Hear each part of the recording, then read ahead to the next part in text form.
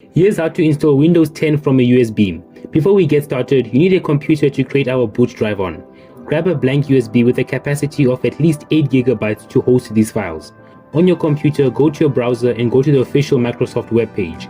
Link will be in the description of this video. Scroll down until you find a blue download button that says Download Tool. Click on it. Once downloaded, run the installation. Click on Yes to continue.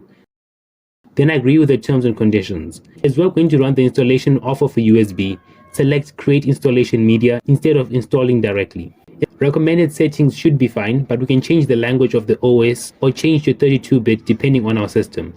To create the USB install, select USB flash drive and click Next. With your USB drive inserted into your computer, it should appear in the list below. If not, refresh the drive list. If it's not showing up, try formatting it to FAT32. Select the drive and continue. Wait a few minutes while the creation tool downloads the necessary files. When it's done, click Finish. Now that our boot drive is ready, insert it into your PC that you would like to install Windows 2. Make sure no other USBs are plugged in. Then boot up your PC. It should load up right into the Windows 10 installer. If it doesn't, check to make sure that the USB is selected in your PC's BIOS. You can usually access this by tapping the delete key while your PC boots up, or you can check with the computer manufacturer. Select your language, time zone, and keyboard input and click Next. Then install now. You will be asked to enter in an activation key. If you purchased a copy of Windows 10, enter it now. If not, you can still install by clicking I don't have a product key. Windows 10 will run perfectly fine without a product key for now.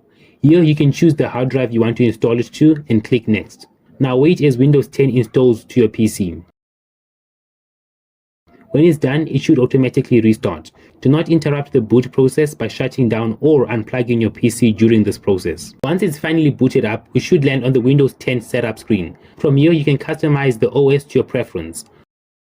With the setup prompt complete, we're now at the desktop with a new copy of Windows 10 ready to go.